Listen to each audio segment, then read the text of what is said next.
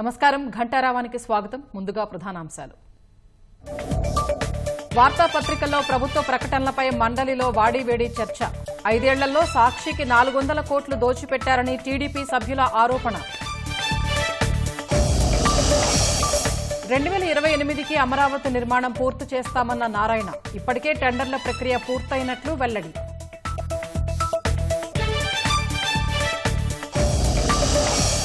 ప్రకాశం జిల్లాకు 2 అల్ట్రామెగా సోలార్ విద్యుత్ ప్లాంట్లు. భూ కేటాయింపులపై కలెక్టర్ను నివేదిక కోరామన్న మంత్రి గొట్టిపాటి.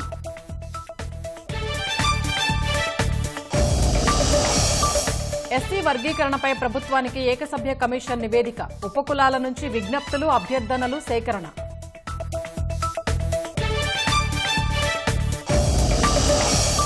ఒంటిమిట్ట మండలంలో 6 అధికారులపై సస్పెన్షన్ వేటు. 15వ ఆర్థిక సంఘం నిధుల దుర్వినియోగంపై చర్యలు.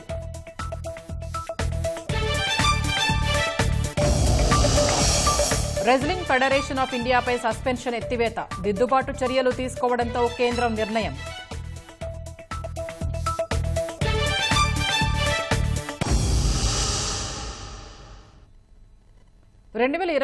నాటికి రాజధాని అమరావతి నిర్మాణం పూర్తి చేస్తామని మంత్రి నారాయణ స్పష్టం చేశారు. శాసనసభ ప్రశ్నోత్తరాల సమయంలో ఎమ్మెల్యే సుజనా చౌదరి అడిగిన ప్రశ్నలకు మంత్రి సమాధానమిచ్చారు.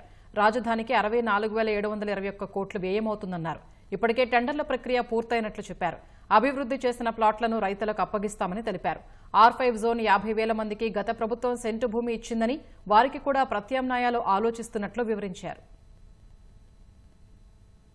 గారు చేసిన అరాచకానికి ఎవరు బాధ్యులు?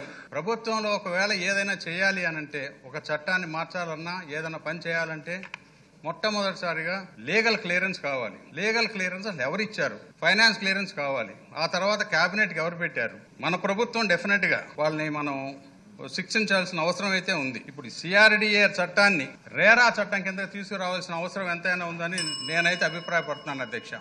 అమరావతి రాజధాని యాక్చువల్గా అధ్యక్ష 2014-19 నిర్ణయించినప్పుడు ఇదే సభలో వైఎస్ జగన్మోహన్ రెడ్డి గారు చాలా క్లియర్ గా అమరావతి రాజధానికి 30,000 ఎకరాలు కావాలని, ఇక్కడ అమరావతిలోనే యాక్సెప్ట్ చేస్తాం ఇదే సభ సాక్షిగా 2014-19 చెప్పారు అధ్యక్ష. అయితే ప్రభుత్వం మారంగానే ఆయన ప్లేటు ఫిరాయించి 3 ముక్కలు ఆటాడి ఎక్కడా రాజధాని చేయలేదు. ఇక్కడ రైతులని నానా ఇబ్బందులు పెట్టారు. 1-2 కాదు. 2015 జనవరి 1 ల్యాండ్ పుల్లింగ్ నోటిఫికేషన్ ఇచ్చాం అధ్యక్ష. 2015 ఫిబ్రవరి 28వ తేదీ అర్ధరాత్రి, అంటే 58 రోజుల్లో ఒక్క లిటిగేషన్ కూడా లేకుండా 34,000 ఎకరాలు ముఖ్యమంత్రి గారి మీద నమ్మకంతో రైతులు ఇచ్చారు. కానీ గత ప్రభుత్వం దాన్ని నిర్వహణ చేసి మొత్తం స్పాయిల్ చేసిన విషయం వాస్తవం అధ్యక్ష. అందుకనే ఈ ప్రభుత్వం రాగానే వెంటనే రాజధాని నిర్మిస్తానని ముఖ్యమంత్రి గారు చెప్పటం, దాని మీద ఉన్న అనేక హర్డిల్స్, దాదాపు ఈ 7 నెలలు 8 నెలలు ఆ హర్డిల్స్ అని ఓవర్కమ్ అయ్యి ఈరోజు యాక్చువల్గా టెండర్లన్నీ పిలిచాం అధ్యక్ష.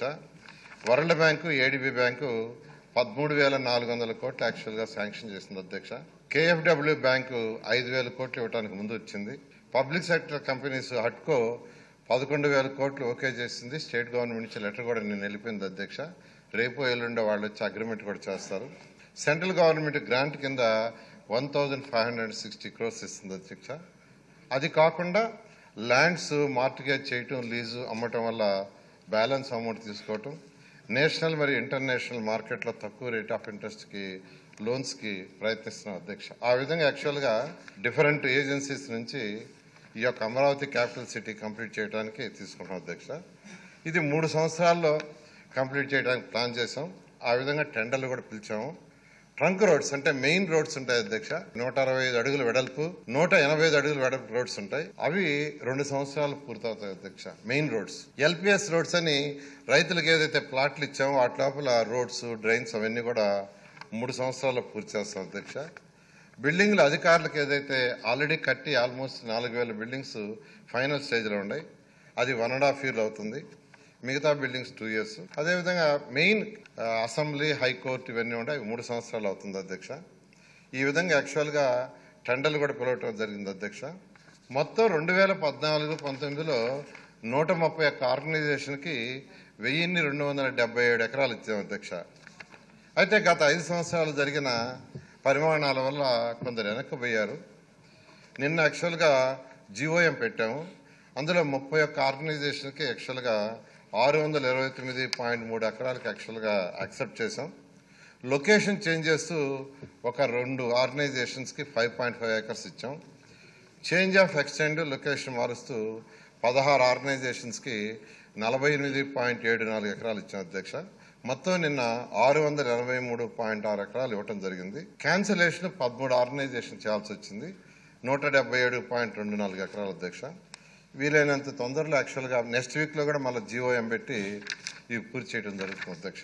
సభ్యులు అడిగినట్టుగా ట్రంక్ ఇన్ఫ్రాస్ట్రక్చర్ ఒకటి ఉంది అధ్యక్ష.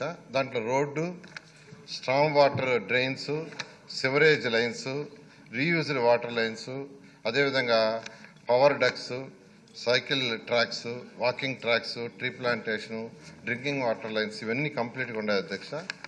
ఎల్పిఎస్ రోడ్లు అంటే రైతులకు ఇచ్చిన ల్యాండ్ వేయాల్సిన రోడ్లు 1280 కిలోమీటర్లు టెండర్ పిలిచాం అధ్యక్ష. బిల్డింగ్స్ తీసుకుంటే ఎమ్మెల్యేలు, ఎమ్మెల్సీ, ఐఏఎస్, జడ్జెస్, మినిస్టర్స్ ఇవన్నీ కూడా ఆల్మోస్ట్ యాక్చువల్గా టెండర్లు మొత్తం 64,721.48 కోట్లకి ఎస్టిమేషన్ వేసిన అధ్యక్ష. 73 వర్క్లు, అందులో 62 వర్క్లకి 39,678 కోట్లతో టెండర్లు అయిపోయినాయి. ఇవాళ అథారిటీ మీటింగ్ పెట్టి దాంట్లో అప్రూవ్ తీసుకొని రేపు వాళ్ళకంతా లెటర్లు ఇచ్చి వర్క్ స్టార్ట్ చేయడం జరుగుతుంది అధ్యక్ష. ఈ విధంగా అమరావతి క్యాపిటల్ సిటీలో చేస్తాం అధ్యక్ష. ఇందులో R5 జోన్ అని గత ముఖ్యమంత్రి ఒకటి క్రియేట్ చేసి ఒక 50,000 మందికి 1 సెంట్ ఇచ్చేశాడు అధ్యక్ష. అది కూడా కక్ష సాధింపే. ఎందుకంటే వరల్డ్ టాప్ 5 సిటీస్లో ఒక సిటీ కావాలని ఆ రోజు ముఖ్యమంత్రి గారు దీన్ని ప్లాన్ చేస్తే అలా ఉండకూడదని ఒక శాడిజంతో R5 జోన్ చేశారు.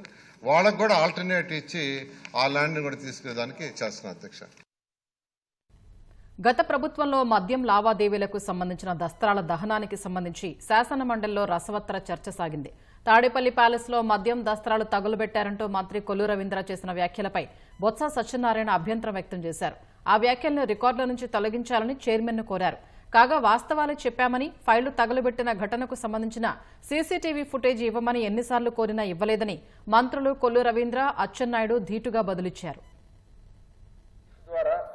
మధ్యలో జరిగినటువంటి ఏదైతే కేసు కింద చెప్పి కలెక్ట్ చేశారనేది కొంత ఇన్ఫర్మేషన్ కొంత తెలియటం వల్ల సిట్టేషన్ చేయడం అధ్యక్ష. సిట్టేసిన సాయంత్రానికి తాడేపల్లి ప్యాలెస్ లో మొత్తం తగలబెట్టేశారు అధ్యక్ష. ఫైల్స్ అన్ని కూడా తగలబెట్టేశారు అధ్యక్ష.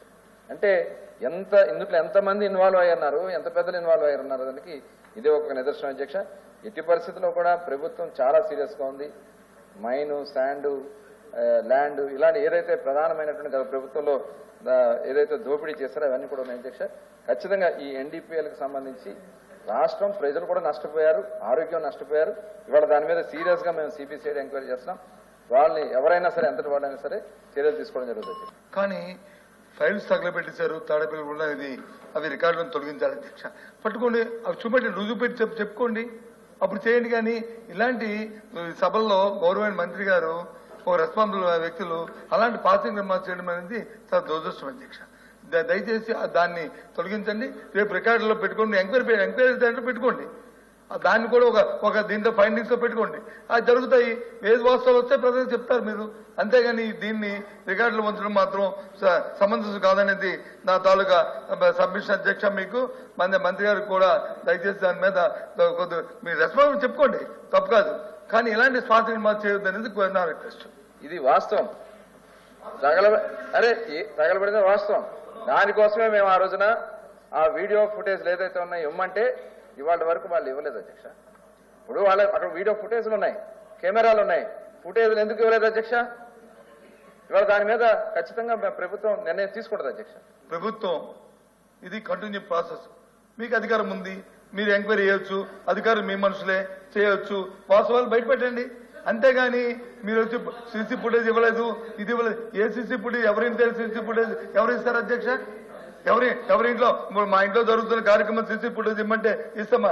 అక్కడ ఏదైనా జరిగితే ఆ జరిగిన దాన్ని నిరూపిస్తే అప్పుడు అడిగితే అప్పుడు ఇస్తారు తప్పకుండా అధ్యక్ష. ఆలోచన చేయండి. అంటే ఏమిటిది మాట్లాడింది? మీ రికార్డులో మొత్తం దాన్ని మాత్రం తొలగించాలని మా తాలూకా మా పార్టీ తరఫున మేము కోరుతున్నాం. ఆ రోజు ఫైళ్లు తగలబడ్డాయి.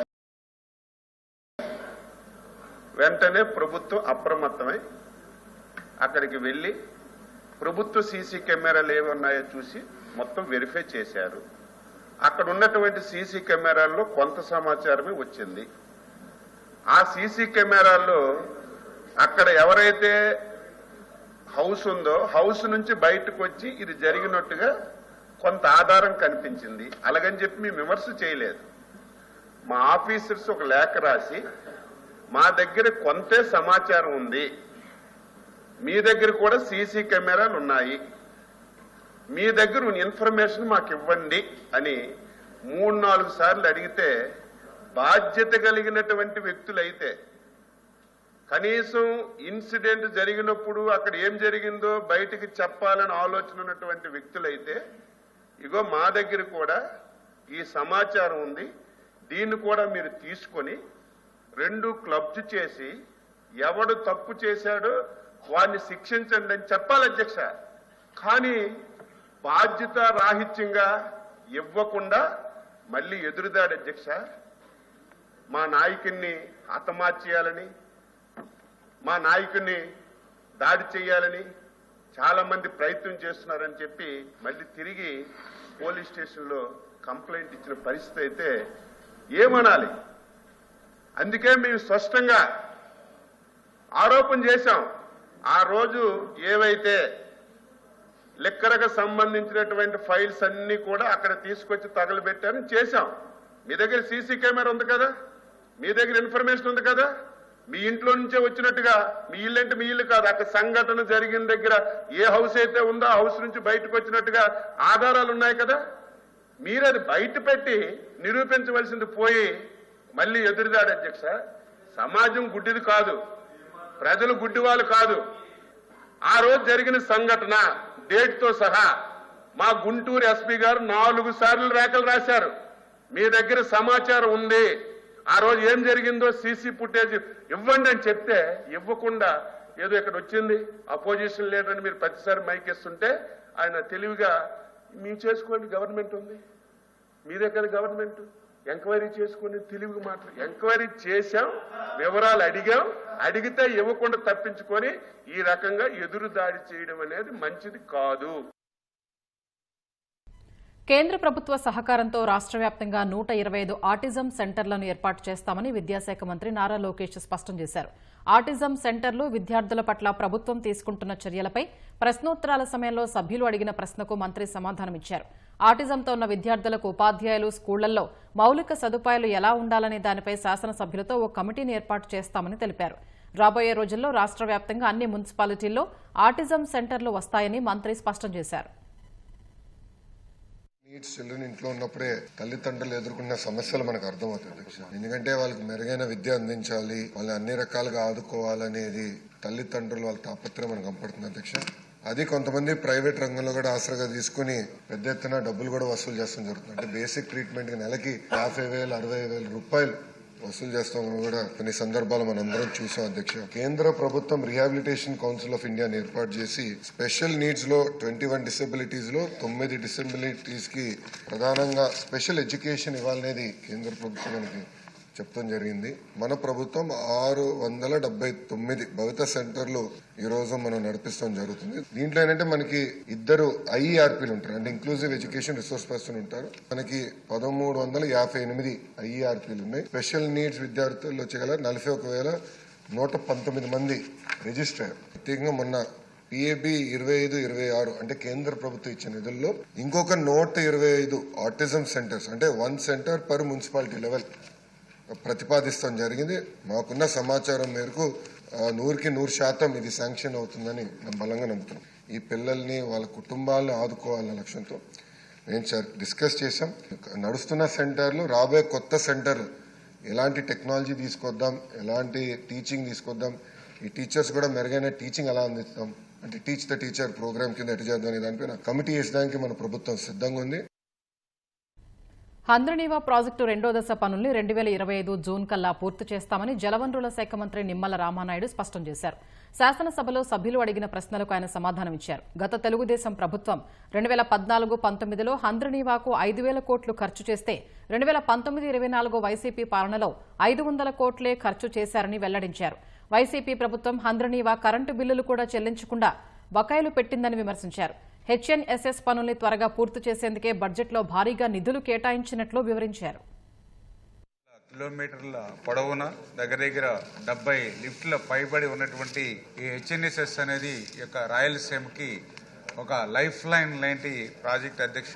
హెచ్ఎన్ఎస్ఎస్ కు సంబంధించి మరి ఈ బడ్జెట్ లో కూడా పెద్ద ఎత్తున దగ్గర 3,040 కోట్ల రూపాయలు మరి అత్యధికంగా హెచ్ఎన్ఎస్ఎస్ కి అంటే కరెంటు బిల్లులతో సహా కలిపి మరి ఇక నిధులు ఈ బడ్జెట్ లో కేటాయించారని అంటే ఈ హంద్రీనేవా ప్రాజెక్టు పూర్తి చేయడం మీద ప్రభుత్వం యొక్క కృతనిశ్చయం అనేది అర్థమవుతున్నటువంటి పరిస్థితి అధ్యక్ష. హెచ్ఎన్ఎస్ఎస్ మరి సెకండ్ ఫేజ్ కు సంబంధించి పనుల్ని టెండర్లు పిలిచి 2025 జూన్ కల్లా కంప్లీట్ చేసేటువంటి విధంగా ఒక 5 ప్యాకేజీలుగా ఈ పనులను విభజించి మరి ఆల్రెడీ వర్క్ ఆర్డర్స్ కూడా ఇవ్వడం జరిగింది అధ్యక్ష.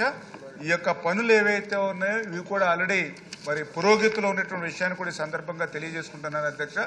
గత ప్రభుత్వంలో మరి 50% ఓట్లు ఇచ్చారు, 151 సీట్లు ఇచ్చారు. అయినప్పటికీ కూడా హెచ్ఎన్ఎస్ఎస్ కు సంబంధించి ₹1 కూడా 5 సంవత్సరాల్లో ఖర్చు పెట్టినటువంటి స్థితిలో మళ్ళీ ఈ రోజు ఈ ప్రభుత్వం వచ్చిన తర్వాతే ఇంత పెద్ద ఎత్తున 3,040 కోట్ల రూపాయలు అత్యధికంగా నిధులు కేటాయించి ఈ పనుల్ని పూర్తి చేస్తున్నామని చెప్పి చేసుకుంటూ ఉచిత ఇసుక విధానంపై శాసన మండలిలో అధికార ప్రతిపక్షాల మధ్య వాడివేడి చర్చ జరిగింది. ఉచిత ఇసుక విధానం వల్ల పేదవాడికి ఎలాంటి లబ్ధి చేకూరడం లేదని, గతంలో కంటే పెద్దగా మార్పు లేదని వైసీపీ సభ్యులు తోట త్రిమూర్తులు, బొత్స సత్యనారాయణ విమర్శించారు. స్థానికంగా టీడీపీ నాయకులు భారీగా ఇసుక అక్రమ రవాణాకు పాల్పడుతున్నారని తోట త్రిమూర్తులు ఆరోపించారు. దీనిపై మంత్రులు కొల్లు రవీంద్ర, అచ్చెన్నాయుడు సమాధానమిచ్చారు. ఉచిత ఇసుక విధానం అమలులో సమస్యల్ని అధిగమిస్తూ ఎప్పటికప్పుడు సరళీకృతం చేస్తూ వస్తున్నామని మంత్రి కొల్లు రవీంద్ర తెలిపారు. వైసీపీ పాలనలో కంటే అక్రమ రవాణాను బాగా అరికట్టామన్న మంత్రి అలాంటి వారిపై కేసులు నమోదు చేసి వాహనాలు సీజ్ చేశామని వివరించారు. ఉచిత ఇసుక విధానం ఫలితాలు పేదలకు చేరేలా కృషి చేస్తున్నామని మంత్రి అచ్చెన్నాయుడు వెల్లడించారు. శాండ్ కొనుక్కోవటానికి సామాన్యుడికి శాండ్ అందుబాటులో ఉండేటువంటి పరిస్థితులు, పాలసీ సామాన్యుడికి అందుబాటులో ఉండేటువంటి విధంగా డిజైన్ చేశారు. కానీ అధికారులు లెక్కలు తీసుకుని అప్పుడు కలెక్టర్లో వీళ్ళు ప్రభుత్వం కూడి ఇవన్నీ జరిగేటప్పటికి శుభ్రంగా ఎత్తేసారు అధ్యక్ష. ప్రభుత్వం ఏర్పడి 4వ తారీఖున రిజల్ట్ వస్తే 5వ తారీఖు నుంచి ఇవన్నీ ఎత్తేయటం అనేటువంటిది మొదలుపెట్టారు. ఇవన్నీ ప్రజలందరూ కూడా చూస్తున్నటువంటి విషయాలు. దీన్ని దోపిడీ వ్యవస్థ కింద చూసిన వాళ్ళు ఇష్టానుసారంగా వాడుకునేటువంటి పరిస్థితి. ఉదయం 6 గంటల నుంచి సాయంత్రం 6 గంటల వరకు లారీలు తిరగాలనేటువంటి చెప్తే 24 గంటల్లో లారీలు తిరిగే పరిస్థితి ఉన్నది. రీచ్ పాయింట్లోకి మిషన్ అనేటువంటిది వెళ్ళకూడదు అనేటువంటి చెప్తే విపరీతంగా ఎక్కడికక్కడ ప్రతి రీచ్లోని కూడా 2, 3, 4, 5 మిషన్లు తీసి తవ్వేస్తున్నటువంటి పరిస్థితి. ఆ రోజు ఉచిత పాలసీ అన్నారు, ఈ రోజు ఉచిత పాలసీ అన్నారు. పేద ప్రజలకు ఎవరికీ కూడా ఉచితంగా ఇసుకొచ్చేటువంటి పరిస్థితి లేదనేటువంటిది మీ ద్వారా గౌరవ మంత్రి గారిని ఎంతమంది మీద సరైనటువంటి చర్యలు తీసుకుని, ఏదైతే కొత్తపేట నియోజకవర్గానికి సంబంధించినటువంటి అనేక రీచ్లు ఉన్నాయి, రాజమండ్రికి సంబంధించినటువంటి రీచ్లు ఉన్నాయి, ఇవన్నీ కూడా ఇష్టానుసారంగా దోపిడీ జరుగుతున్నటువంటి విషయాల్ని అరికట్టమని చెప్పేసి అరికడుతూ పేదవాడికి ఉచిత ఇసుక అనేటువంటిది ఏదైతే చెప్పారో అది అందించేటువంటి దానికి చర్యలు తీసుకోవాల్సిందిగా మంత్రి గారికి మీ ద్వారా మనం చేస్తున్న అధ్యక్ష. గౌరవ పెద్దలు త్రిమూర్తులు గారు ఎంతసేపు 43 మెట్రిక్ టన్ను కదా 80 లక్షల మెట్రిక్ టన్ను అని చెప్పి చెప్పడం అనేది ఇది అవాస్తవం అధ్యక్ష. అంతకుముందే ఎలక్షన్ ముందు మీరు దోచేసుకున్నారు అధ్యక్ష. ఎలక్షన్ ముందు దోచేశారు, అది ఎలక్షన్ ముందు దోచేశారు కాబట్టి అక్కడ పోయింది. మేము వచ్చిన తర్వాత మాకున్నటువంటి అధికారులందరూ కూడా మేము అక్కడ పోలీసు ఇప్పుడు దాన్ని కంటిన్యూ చేయబోతామంటే మేము పోలీసులు కూడా పెట్టాం అధ్యక్ష. ఆ రోజున మొత్తం కూడా అన్ని కూడా పోలీసులు పెట్టి హ్యాండ్ ఓవర్ చేసుకోవడం జరిగింది అధ్యక్ష. అదే ఒక్క జోడ కాదు, చాలా జోళ్ళు మీ మనుషులందరూ కూడా అలవాటు పడిపోయారు అధ్యక్ష. వాళ్ళు ఇప్పటికి కూడా చాలా మంది ఉన్నారు. అందుకని ఇప్పుడు కేసులన్నీ రావడానికి కారణం కూడా అదే అధ్యక్ష. అలాగే మెకనైజ్డ్ సంబంధించి కూడా ఉన్నా కూడా వాటి మీద కూడా యాక్షన్ తీసుకుంటున్నాం. అట్లాగే నెంబర్ ఆఫ్ కేసెస్ 369 ఫైల్ చేసాం అధ్యక్ష. నేను చెప్పాను 1,87,00,000 ఫైన్స్ కింద కూడా వాళ్ళ దగ్గర నుంచి కలెక్ట్ చేయడం జరుగుతుంది అధ్యక్ష. అంటే ఉచిత తీసుకున్నప్పుడు ₹375 ఒక టన్నుకి ఉచితంగా వాళ్ళకి అదనంగా సేవ్ అవుతుంది. ప్లస్ మీరు ఇప్పుడు చెప్పిన హ్యాండింగ్ ఛార్జీల్లో ₹25 సేవ్, అంటే ₹400 తగ్గాలి. ఒక లారీకి 10 టన్నుల లారీకి ఒక టన్నుకి 400 లెక్కన తగ్గితే ₹4,000 10 టన్నుల లారీ అయితే ₹4,000 తగ్గాలి. దయచేసి అది తగ్గిందా లేదో ఒకసారి వెరిఫై చేయమని మంత్రి గారు మీ ద్వారా రిక్వెస్ట్ చేస్తాను. ₹375 రీచెస్ దగ్గర కాస్టే. ఇప్పుడు మేము ఆ రీచ్ దగ్గర 0 అధ్యక్ష. ఈచ్ దగ్గర ఒక పైసా చెల్లించాల్సినటువంటి అవసరం లేదు. జస్ట్ ఏదైతే హ్యాండ్లింగ్ ఎక్కడ లోడింగ్ ఛార్జెస్ ఉంటాయో ప్లస్ ట్రాన్స్పోర్ట్ ఛార్జెస్ కట్టుకుంటే వస్తుంది. ఇదే విశాఖపట్నంలో అధ్యక్ష 1700 రూపాయలకి అమ్మారు అధ్యక్ష. ఇవాళ 600-700 రూపాయలకి విశాఖపట్నంలో అవైలబిలిటీ ఉంది అధ్యక్ష. విజయవాడ 300 రూపాయలు వస్తుంది అధ్యక్ష. గతంలో ఇక్కడ విజయవాడలో మేము 30-40 వేల రూపాయలు కొనుక్కున్నాం అధ్యక్ష. ఉదాహరణ నా కాన్స్టిట్యున్సీ టెక్కలు కానీ కోట బొమ్మలు కానీ సంత బొమ్మలు కానీ తీసుకుంటే మాకు అధికారం వచ్చినప్పటికీ ఒక టాక్ ఇసుక అధ్యక్ష, అది ఎన్ని టన్నుల లేకపోతే దానికి రేటా ఎత్తడానికి ఇంత ఇవన్నీ నేను దాని జోలికి పోలేదు. 8,500 రూపాయలు ఉండేది అధ్యక్ష. ఈ రోజు అదే ట్రాక్టర్ 1800కి ఇంటికి తెచ్చిస్తున్నారు అధ్యక్ష. కాంపిటీషన్ కూడా పెరగడం వల్ల వాళ్ళు డీజిల్ ఖర్చులు భరించి ఇంకా డిమాండ్ మేము 1000కి ఇస్తాం, 1200కి ఇస్తాం, ఆ టైప్ ఉంది. మీరు ఎంక్వైరీ చేయండి. ఈ రకంగా జిల్లాలో రేట్లు తగ్గి ప్రజలందరూ సంతోషంగా ఉన్నారు. మా శ్రీకాకుళం గాని విజయనగరం గాని ఎక్కువ ఇసుక అవసరమైంది విశాఖపట్నానికి.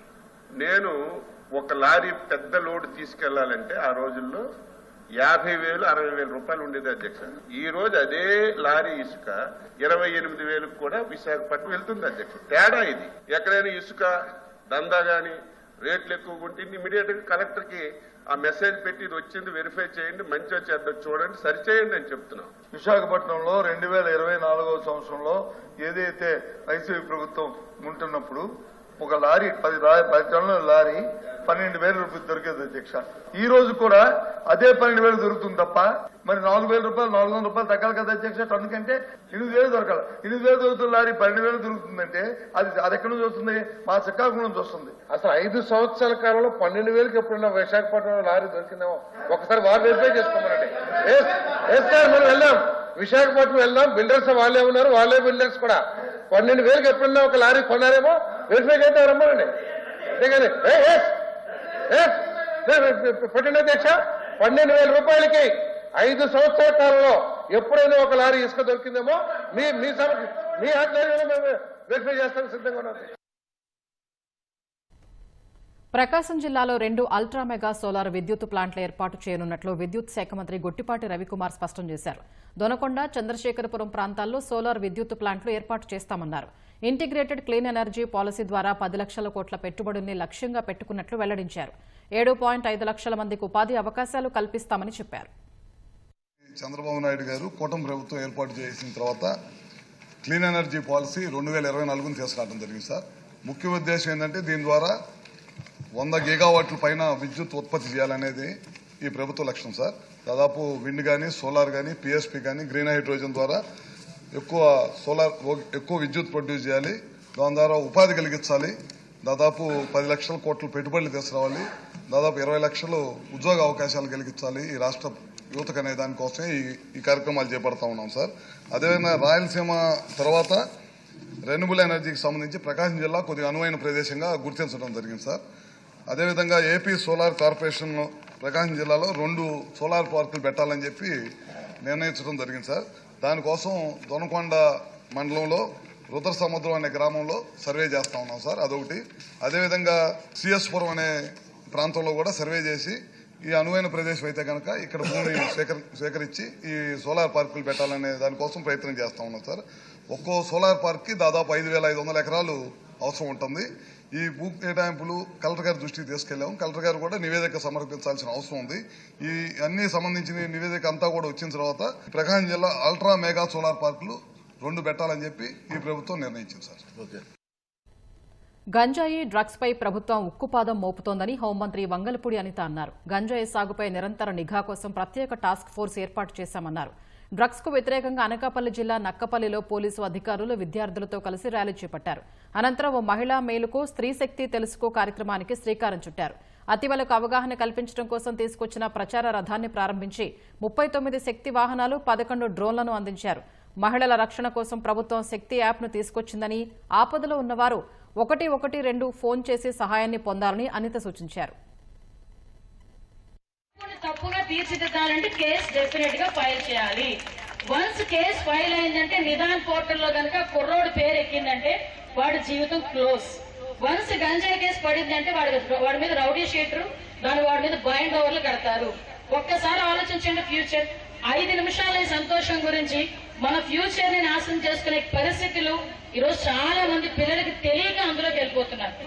ఆ టాస్క్ ఫోర్స్ లో భాగంగా ఒక చెక్ పోస్ట్ కూడా లేని సమయం నుంచి సుమారుగా పర్మనెంట్ గా దగ్గర 39 చెక్ పోస్టులు ఈరోజు ఏర్పాటు చేసి ప్రతి చెక్ పోస్ట్ లోని కూడా సీసీ కెమెరాలు ఏర్పాటు చేసి సీసీ కెమెరాల తాలూకా ప్రతి ఫుటేజ్ కూడా డైరెక్ట్ గా కంట్రోల్ రూమ్ కి వచ్చేటట్టుగా ఈరోజు టెక్నాలజీని ఉపయోగించుకొని ఎక్కడా కూడా గంజాయి సాగు గాని గంజాయి రవాణా కూడా లేకుండా చేస్తున్నాం. ఈ 6 నెలల్లో పోలీస్ డిపార్ట్మెంట్ వాళ్ళు సుమారుగా 8,000 కేసుల గంజాయిని పట్టుకున్నారంటే ఒక్కసారి నిఘా వ్యవస్థ ఎంత ప్రత్యేకంగా పనిచేస్తుందో మనందరం కూడా చూసుకోవచ్చు.